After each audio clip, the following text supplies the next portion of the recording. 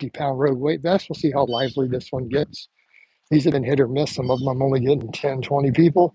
Some of them I'm getting over 100 people while I do these. So I'm still fasted. This is how I'm looking this morning.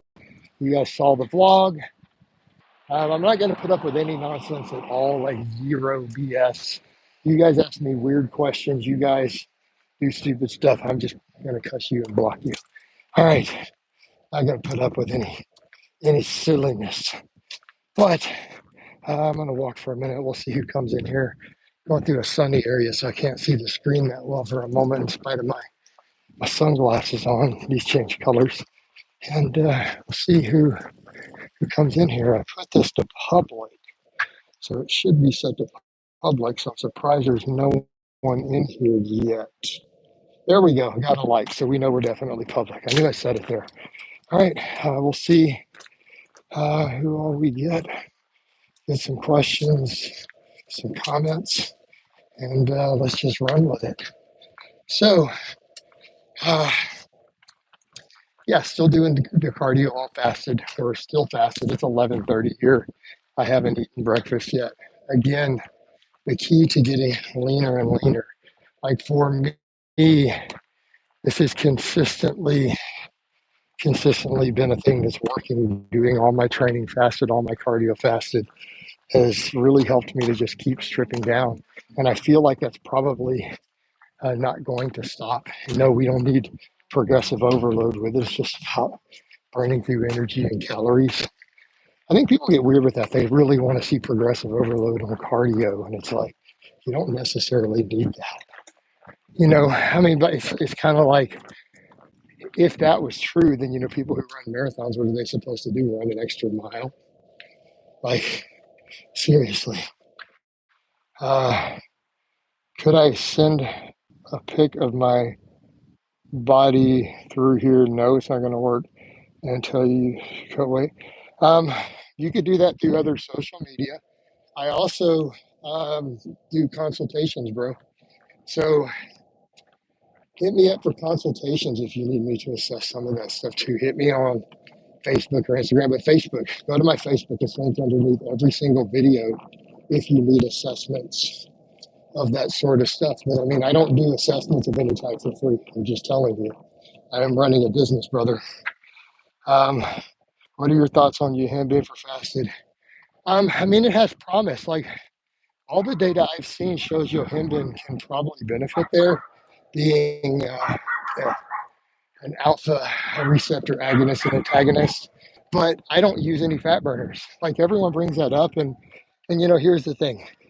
Look how much leaner I've gotten. I've continued to get leaner and leaner and leaner. Everyone's like shocked. I am literally using zero fat burners. Okay, I'm using no drugs associated with fat loss. I'm using, other than coffee. I don't use Tren. I don't use Clen. I don't use T3, Yohimbine. Not even using growth hormone these days. So I've done this purely just through diet. So that's the thing I would tell people. I get if you're trying to get absolutely contest shredded, but look where I'm at from where I was, and I'm still getting leaner. I have literally not added a single fat burning drug at all. Like nothing. Like, I would say saving something like that would be something you would do for the last bit of contest prep. So you're my favorite YouTuber. You're looking damn fine. Thank you. Hey, bro, McCory, I don't do long questions in the walking one. Save that for the big one when I'm sitting down, because I can barely read the screen. There is no way I'm reading while doing my cardio. I'm reading anything more than 2 lines at the absolute most. Sorry, dude. Because again, the sunlight, the small screen, I can't read it. Other than to see if maybe you're a troll and you get rid of. Josh, some fat guy made a video on me because I sent you money in your streams. McCoy says, if I bulk too quickly, do I cut? Yes, and stop bulking quickly. I'm going to tell you guys over and over. Best way to spin your wheels and to waste an entire 2 years of your life that you cannot get back is to bulk fast. Stop doing it. Gain 1 pound a month at the most, and then cut when you need to. But since you messed up and you got fat, cut and then restart over. That's it. Hey, Josh, fat people make videos on me too. They hate me. Look at all these fat lifters who hate me now. Like, look at them. Most of my people who are my detractors are fat. They're all fat. None of them are in shape. Why are they hating on me? Because I finally get in shape. You know, how big should I cut if I gained like 30 pounds? Jesus, dude. McCoy, you need to just hire me, dude. I'll fix you. You need to apply. Hire me or pay me for a consultation because you clearly have no idea. And I'm not trying to be mean. The fact that if you even possibly gained 10 pounds a month for 3 months is insane. Like, you literally need help with doing this because you don't know the basics. And I'm not saying that to be mean. You need to hire me because that's ludicrous. You can't tell me you can't afford it because if you can eat enough food to gain 30 pounds, you have the discretionary income. I have refused to buy that you don't. Okay. No, you're not broke. Dude, you can't gain 30 pounds if you're broke. Bullshit. All right. I'm just going to call you on that. No, absolutely not. There's no way. You can't afford the food. Not in this economy. Was it some weird guy named, I don't know. Josh, I have no idea. I don't keep up with these weirdos. All right. I'm thinking, suspecting, susceptible to fat gain. No, you're not susceptible to fat gain. It's purely appetite. The idea that you genetically gain fat because of metabolism or any of that is nonsense. It's appetite and activity. That's been debunked. Slow metabolism, all that stuff is nonsense. Now, you could have situations where insulin resistance and stuff make it easier for you to overeat and it makes you lethargic and lazy. And by lazy, meaning it's not necessarily your fault, it's a biochemical thing going on. Okay. So, yeah, the genetic predisposition to obesity is largely affects of appetite. It just means you overeat more and you probably move less. And that can be genetic, but most of those genetic end is how you're raised. So if your family's fat, you're going to be fat because you picked up their bad habits. You know, like if your family sits around thinking that it's okay to eat sweets and refined fats as a normal everyday thing, that's why you're fat, because you were raised and taught that those things are food. And if you grew up in an environment where garbage like that is considered to be food and people don't exercise, of course you're going to be fat. You were basically raised by your family to become fat through bad habits. And that's not your fault, but you have the ability to break the cycle. That's a personal choice you make. All right. Bodine. Would you leverage? Yeah, I use intermittent fasting to help with fat loss. But I was skinny my whole life. I gained 30 pounds. No, you overate. You ate too much trash. That's it. It's possible to build up the discipline to occasionally have sweets. The ability to moderate is actually genetic. By the way, that has been studied. No, you can't learn to moderate. Either you're the 30% of the population whose personality type is wired for moderation, or you are the majority of people. And if you're the other 60+% of the population, sweets, alcohol, junk food, all that stuff will fuck you. It will absolutely fuck you because you're not wired to moderate. Only 1 in 3 human beings are psychologically wired to be capable of moderation. Okay, straight up. And I'm just going to call it like it is. So everyone who pushes this flexible dieting, all things in moderation, who do it successfully are in the third of people who are hardwired to do that from birth. Everyone else can't do it. So just don't eat garbage. Don't drink alcohol. Don't do those things. Alan Everson, I love looking. Okay, let's get rid of you. Coach, are you stretching after training? No, I don't believe in stretching.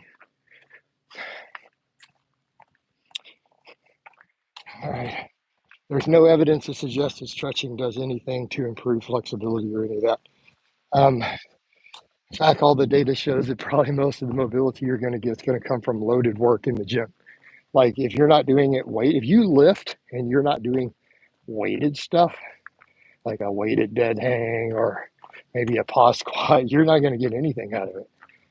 You're not going to get any flexibility or mobility from it.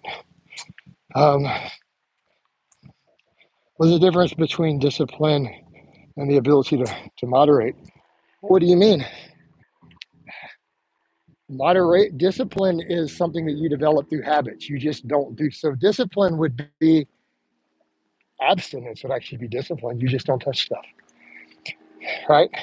Or the ability to moderate. Okay, you leveraging your genetic ability to moderate or your ability to abstain could be discipline. But moderation itself is a personality trait. Check out my friend Brianna Thoreau. That's Alex Leaf's wife. He's the one who did the protein overfeeding study. She has enormous amounts of research and data on this. So you can go see her stuff, and she's got huge amounts of stuff on this. Hey, coach, at 38, can calisthenics style training help me if I use resistance band? What do you mean? Calisthenics are good supplemental exercises. They cannot replace weights. I don't know why people want to not do weights. It's ridiculous. Now, can body weight exercises be great accompaniments to your overall program? Yes, they should not be your program.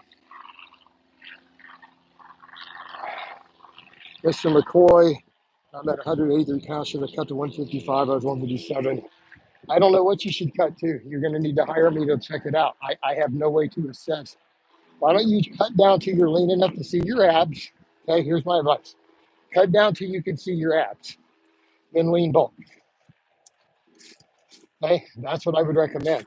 I don't know whether that's going to be at 62 pounds or at 170 for you. I have no way to know that. And I'm speaking in hyperbole. Cut down till you can see your abs, trim on down, do a nice slow cut, continue to lift weights, gain muscle, gain strength. Because if you gain 30 pounds of fat, you can still make gains in a deficit. I promise you that extra 30 pounds of body fat has given you the energy reserves to gain muscle while on a cut. Continue to train correctly, cut down till you have visible abs, and then slowly lean bulk back up, no more than 1 pound a month. That would be my advice. Um,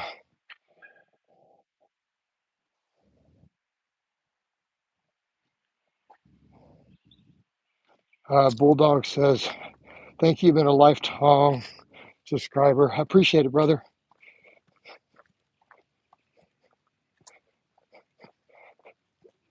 Science. I am not able to read your full question. Bros, keep in mind, these questions need to be very, very short if I'm going to do these while walking. I literally have to take my glasses off to read them. Discipline is science. You got the word science. Why don't you go Google what the word discipline means? How about that shit? Um, Also, abs. I cut to 140 and had no abs. Well, Mr. McCoy, then here's the thing. You've been gaining muscle and lifting, right? So you have more muscle than when you were that lean before. But what you need to stop doing is yo-yoing. All right. That's it. You need to just dedicate yourself to saying, look, I'm going to not do stupid, crazy, ridiculous overbulking, get fat and sloppy again. Cut down lean one time and never do it again. It's a one-time deal. If you just cut lean enough to see your abs and you lean bulk and recomp for the next 5 years, it's already done. Just don't gain fat. You do not have to gain fat to gain muscle. This has been conclusively demonstrated in the research at this point. If you consume most of your protein in one meal, good or bad, that would be kind of dumb. Why would you do that? Like literally, why would you think that that would be okay? Who told you that that's going to be anywhere near optimal? You might be okay, but it's not going to be optimal. Nobody who's reasonable, who's looked at any of the research, would tell you that that's a good idea. Quit listening to the fad diet people. And I like fasting, but you need a fasted window, and you should probably have a pretty big amount of protein at the start and end of it. McCoy, everyone has abs. How can you decide when to deload in your experience? You deload when you fucked up. You know when to deload because your body hurts, you're regressing, you have tendons that hurt, you have joints that hurt. When you have messed up your training because you overreached and didn't have proper fatigue management, you're forced to take a deload. There's no benefit to scheduling deloads in my opinion. In fact, all the available evidence at this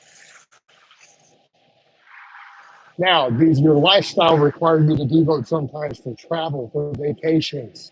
Yes. Could excessive overreaching force you to deload? Yes. But you shouldn't deload unless you have to. It actually slows your progress. Hey, Jason, why have you discontinued doing weighted dips? Because they don't bring anything to the table that barbells and dumbbells don't, and they carry a degree of risk, right? Sorry, I'm gonna let this garbage truck go by so that I can hear you guys. I'll stop for a second.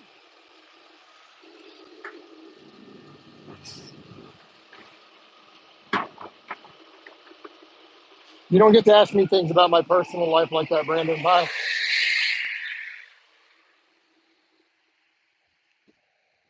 Okay. All right, science. I'm getting bored with that line of chat. Sorry. It's too much for me to delve into. I'm trying to walk. Let's get into some other stuff. All right.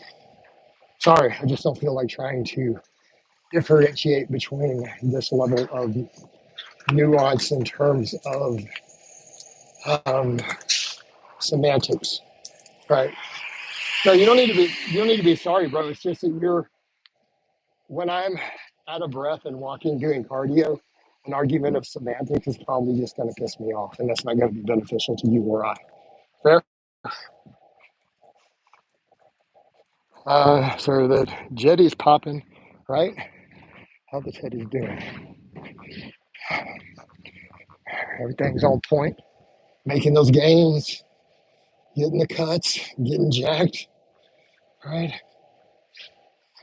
Incline curls are a killer exercise. Recently read that biceps are doing them. Yeah, dude, I love incline curls. I would say in terms of feeling a contraction in my biceps, like I don't get a harder contraction on any exercise like I do the incline curl. Does too much fiber cause constipation? No, only if you're dehydrated. Fiber should improve constipation, assuming sufficient water is there. Fan from the YouTube shorts. He says, cringe, bro. Well, also appreciate it, man. Best lift to determine bicep strength.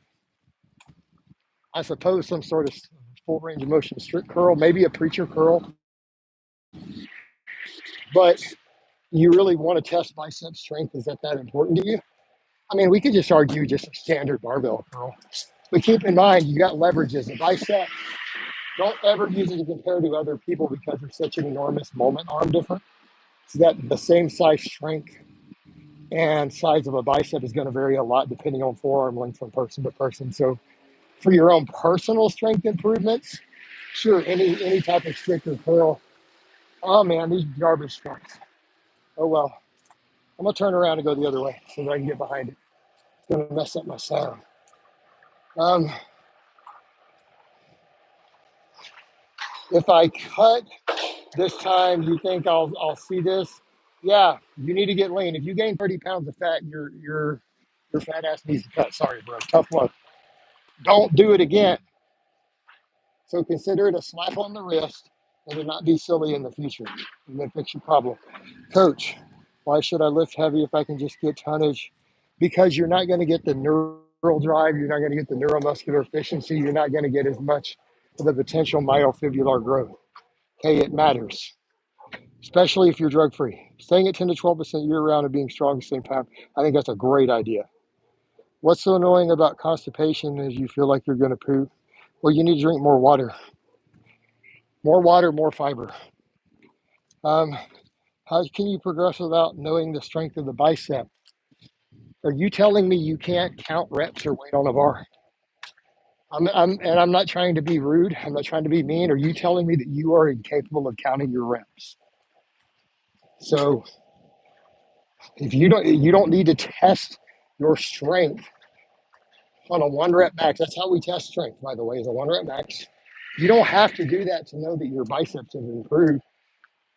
Can you take if your 45-pound barbell and if you did 10 reps with it with strict form and you can do 12, your biceps improve. If you can add 2.5 pounds and do 10, your biceps improve. This isn't complicated. All right. Can you heal a pinched nerve through working out? Probably not. Thoughts on kiddo body and body fat? I need you to ask a specific question, McCoy. I don't think about kiddo body. So that's my answer to your question. So I need you to ask me a specific question because I don't have an answer for you there. Because then I'm going to sound like a dick.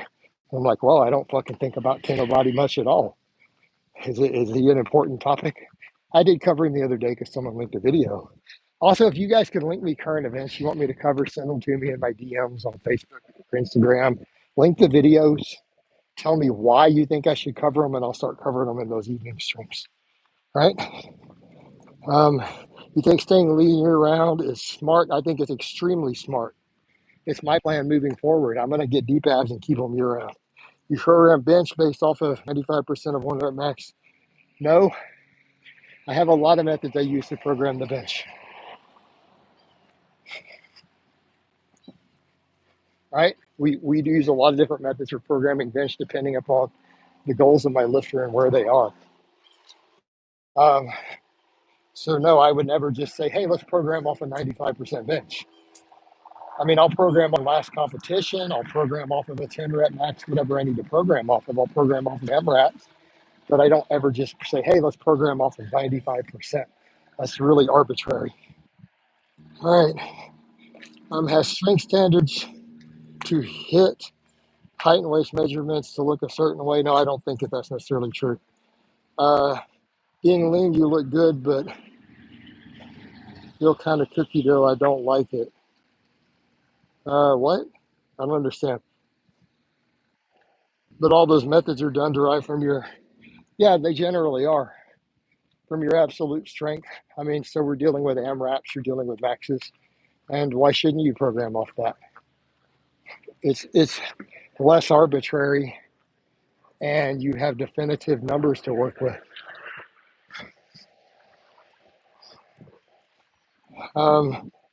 Coach, can you do a teddy bounce? No, not in the vest. It's not going to work. Okay, so cut, I get abs and try to get stronger, right? Yes, obviously try to. Why wouldn't you try to get stronger and make gains? You're a noob who gained 30 pounds of fat. You can still probably put another 50 pounds on your bench press while you cut. I mean, let's be realistic here. If you can't, then save your money and hire me, and I will make sure that you do. I'll fix it. Dean is working up to 8 reps, adding weight, and going to 5 reps and working. Yeah, that's perfectly reasonable. 10,000 steps on the treadmill versus walking outside, you won't get fresh air and sunshine.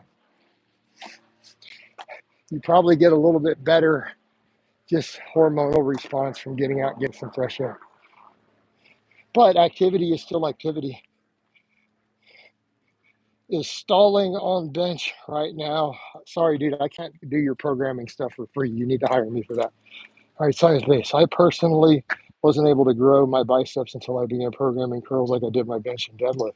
Well, yeah, you're going to need to train them hard, but you're not going to program them off of a 95% max, are you? Trying to see, kind of going back to your other question. All right. So, we're 24. I'm going to head back to my house. I'm going to shut this down here in about 5 minutes.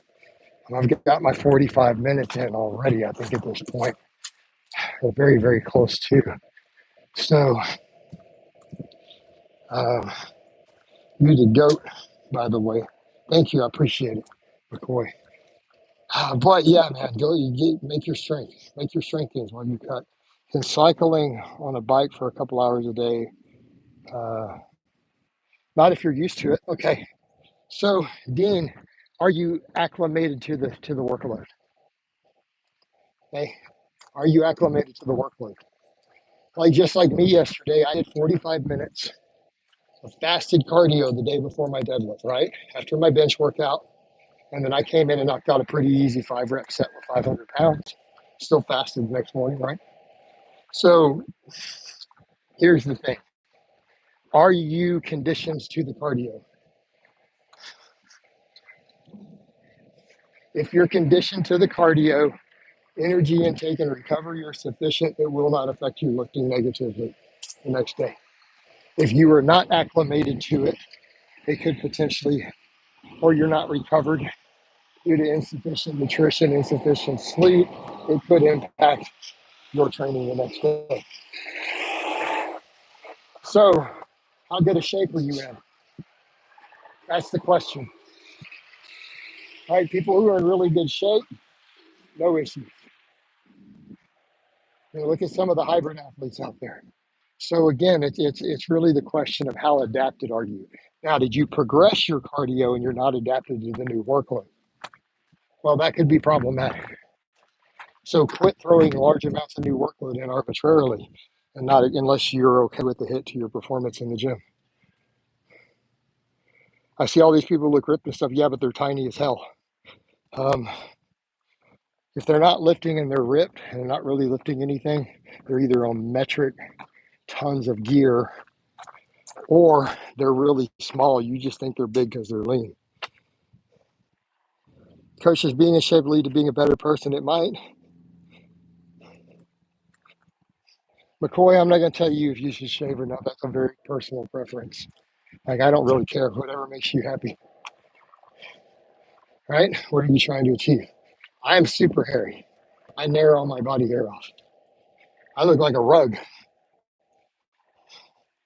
I program them based off of my max and increase my max over time. So you max on your curls? Like what? Strength science, which curl did you test your one at max on? I'm actually curious. All right. All right, I can't see the screen in the sunlight, by the way, guys. You guys can see how I'm looking. All I see is dark for a moment because of the sun hitting it. So I'm going to get closer back to my house. I'm almost there. I'm on my street now. All right. Get closer to my house, and then I'll check what you guys are saying. Okay. See what's up. But for the moment, I can't really see anything. You're asking, Coach, how long does it take to see abs? There is no set time. There is literally no answer to that question. Anyone who gives you some arbitrary answer is lying to you. Is an overhead press and deadlift day optimal? I don't know. Depends on what's going on with your programming. I spend a lot of time optimizing programming for clients all week long. So again, if you're looking for that sort of extremely vague answer, the answer is there's no way to know. Not based on that. There are times when I will program those sort of things, like if I want to mix their shoulders and their pulling for people who are not on 5-day type splits. Some of my 4-day people will do stuff like that. Some novice full body people will do stuff like that. Right? Okay. So let me get over here in the shade for a second, see what's up, and then I'm going to go ahead and shut this down. Okay, we're done with this. It's just 30 minutes in. It's noon, time for me to go eat. Love you guys. I'll talk to you next time.